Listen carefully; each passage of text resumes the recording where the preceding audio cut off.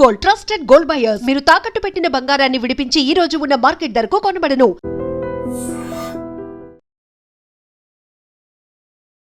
నమస్కారం, welcome to I dream. ధర్మ మార్గం విత్ విజిత కార్యక్రమానికి స్వాగతం.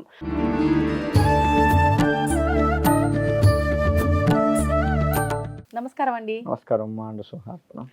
మనకు ఈ ఆషాఢ మాసంలో వచ్చే తొలి ఏకాదశి నుంచి కూడా చాతుర్మాస దీక్షలు అనేవి ప్రారంభమవుతూ ఉంటాయి. అంటే ఈ 4 మాసాలు కూడా మనం ఎక్కువగా దేవత ఆరాధనకి దగ్గరలో ఉండే మాసాలు ఈ 4 మాసాలు. అంటే పేరుకు మనకు ఆ రోజున విష్ణుమూర్తి యోగ నిద్రలో ఉంటాడు ఆ రోజు నుంచి అని చెప్పి చెప్తారు. విష్ణుమూర్తి ఆరాధన ఎక్కువ చేయాలంటారు. కానీ విష్ణుమూర్తి ఆరాధన అయితే ఏంటి, లేదంటే నవరాత్రులు అమ్మవారి ఆరాధన, కార్తీక మాసంలో శివుడి ఆరాధన, ఇలా ఒక్కొక్క మాసం ఒక్కొక్క దేవతాదేవిల ఆరాధన చేసుకుంటూ పోతాం. అసలు ఏంటి చాతుర్మాస దీక్షల యొక్క వైశిష్ట్యం ఏంటో వివరించండి. చాతుర్మాస దీక్ష అంటే, చాతుర్మాసం అంటే 4 నెలలు. ఈ 4 నెలలు దీక్షగా చేసుకోవాలి అంటే భగవంతుడి మీదనే ధ్యాస పెట్టాలి, ఏ భగవంతుడైనా కావచ్చు. అందుకే మనకి ఈ పండగలు వచ్చే కారణం ఏందయ్యా అంటే, ఏదో ఒక తీరుగా మనం భగవంతుడి వైపు మొగ్గు చూపుతాము. అంటే భగవంతులకు భేదం లేదు అనటానికే ఈ 4 మాసాల్లో ఒక్కొక్కరికి ఒక్కొక్క ఆరాధన పెట్టుకుంటారు. అది ఒకటి. రెండోది ఏంటంటే, ఈ చాతుర్మాసం ఎక్కువగా ఎవరు చేస్తారంటే పీఠాధిపతులు చేస్తుంటారు, సన్యాసులు చేస్తుంటారు. వెనకట మహర్షులు చేసేది. ఇప్పుడు సన్యాసులు ఉన్నారు కాబట్టి, పీఠాధిపతులు ఉన్నారు కాబట్టి వాళ్ళు ఎక్కువగా చేస్తూ ఉంటారు.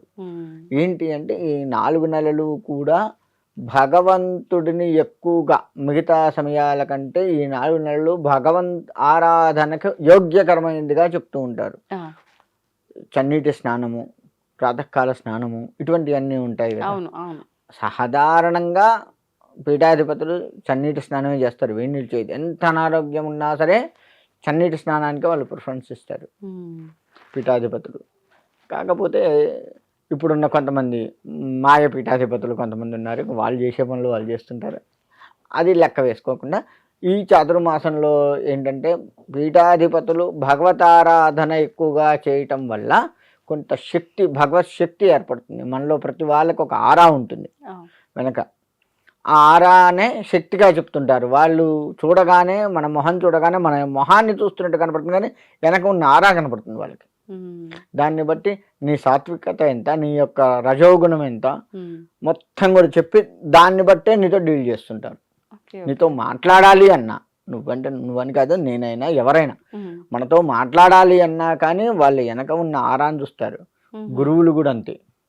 గురువులు కూడా వెనక ఉన్న ఆరా చూసి మాట్లాడాలా వద్దా, టైం ఇవ్వాలా వద్దా.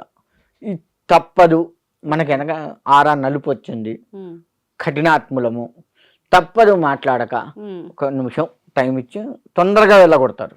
సాత్వికంగా ఉన్నటువంటి వాడికి కొంచెం ఎక్కువ టైం ఇచ్చి వాడికి ఇంకా మంచి చెప్పి పంపిస్తారు, అనుగ్రహాన్ని ఇచ్చి పంపిస్తారు.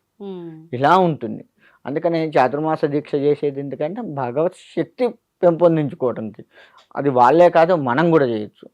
అందుకే మనకి చూడండి, కార్తీక మాసం వచ్చేసరికి కార్తీక మాసం మొత్తం కూడా శివారాధన ఎక్కువగా చెప్పబడుతుంది. కానీ మనం ఏం చేస్తున్నాం, శివకేశవులకు భేదం లేదు అన్నట్లుగా సత్యనారాయణ సంవృతాలు ఆ నెలలో జరిగిన సత్యనారాయణ సంవృతాలు ఏ నెలలో జరగవు. చూడండి, ఇప్పుడు ఎవ్వరు కూడా అన్ని సత్యనారాయణ సంవృతాలు చేసుకోరు.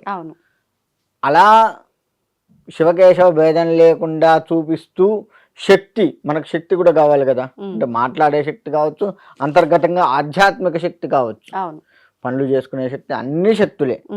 కాబట్టి యాదేవి సర్వభూతేషు శక్తి రూపేణ సంస్థిత అని అమ్మవారికి నామంలో ఒక నామం.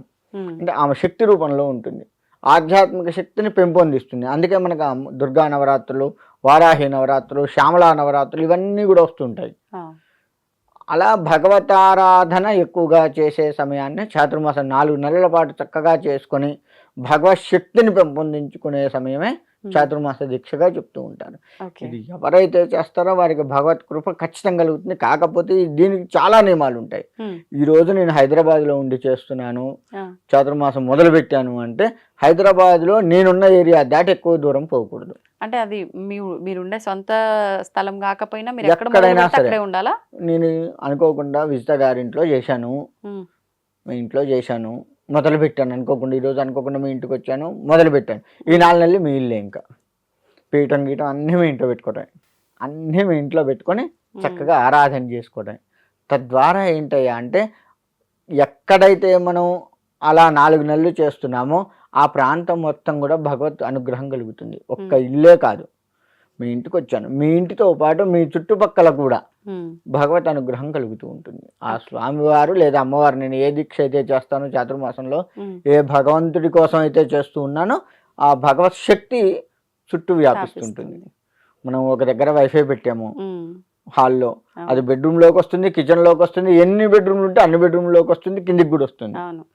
అలానే భగవత్ ఆరా అనేది అన్ని చోట్లకు వ్యాపిస్తుంది. శక్తి తరంగాలు మొత్తం వ్యాపిస్తాయి.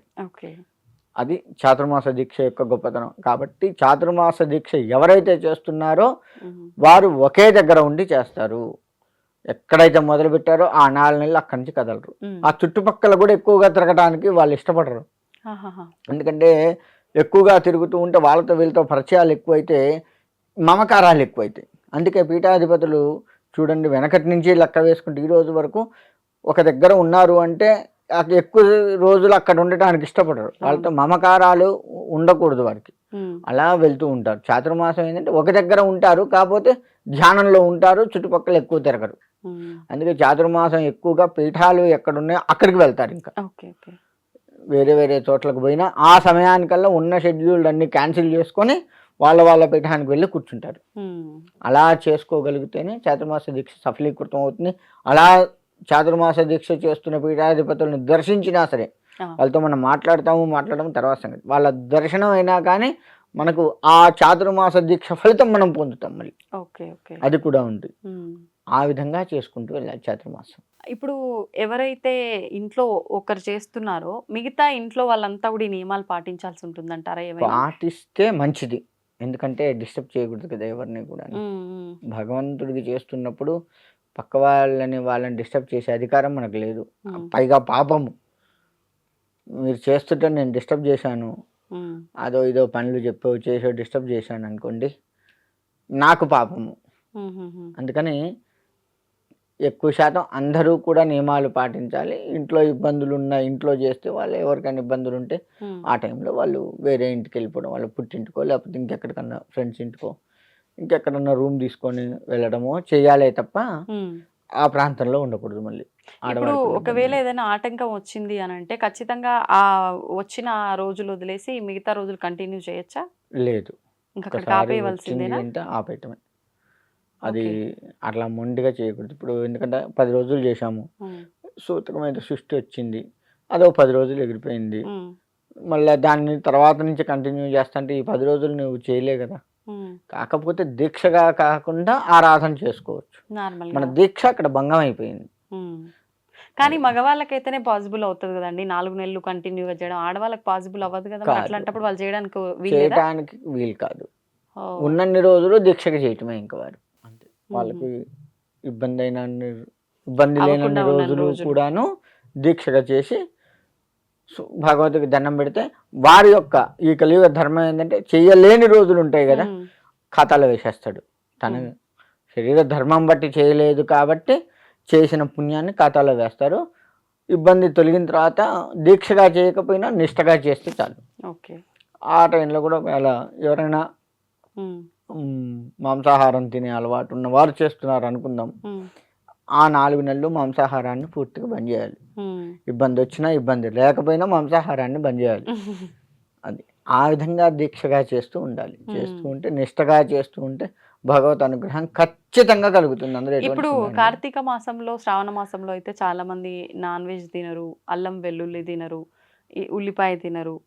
ఇప్పుడు ఈ చాతుర్మాస దీక్షల సమయంలో కూడా మిగతా అంటే ఎలాగో కార్తీక మాసం ఉంటుంది, మనము శ్రావణ మాసం ఉంటుంది, మిగతా 2 మాసాలు కూడా ఇవన్నీ స్కిప్ చేయాలా? ఖచ్చితంగా చేయాల్సిందే. దీక్ష అంటేనే అది. ఇటువంటి ఏంటంటే అల్లం వెల్లుల్లి ఇవన్నీ రజోగుణాన్ని పెంచుతాయి. అవి చలవ చేస్తుంది శరీరంగా, అది వేరు మాట. కానీ రజోగుణాన్ని పెంచుతాయి. ఆధ్యాత్మికంగా చూసుకుంటే రజోగుణాన్ని పెంచుతాయి. రజోగుణానికి తీసివేయాలనేనే మనం దీక్షగా చేసేది. మనం దీక్ష చేసేది ఎందుకంటే సత్వగుణాన్ని పెంచుకోవడానికి, రజోగుణాన్ని పెంచుకోవడానికి. కాబట్టి అటువంటివి మిగతా నెలల్లో కూడా తినకూడదు. మొదలు పెట్టాము అంటే అటువంటివన్నీ బంద్ చేయాల్సిందే, తప్పదు. ధన్యవాదాలు. మంచిదమ్మా. అవుతున్న శివలింగం. పరమాత్మకు జీవా సరే దాన్ని అట్లా కప్పేసేయండి, చూపించదండి. Krishna is there. మూర్తి పూజ కాదు, సాక్షాత్ బ్రజేంద్ర నందన భగవాన్ ఉన్నారు మూర్తిలో. ఏమీ ఆశించకుండా ఆరాధించే వాళ్ళు కూడా ఉన్నారా ప్రభుజీ? నిజమైన భక్తి అంటే మనకు తెలియదు కాబట్టి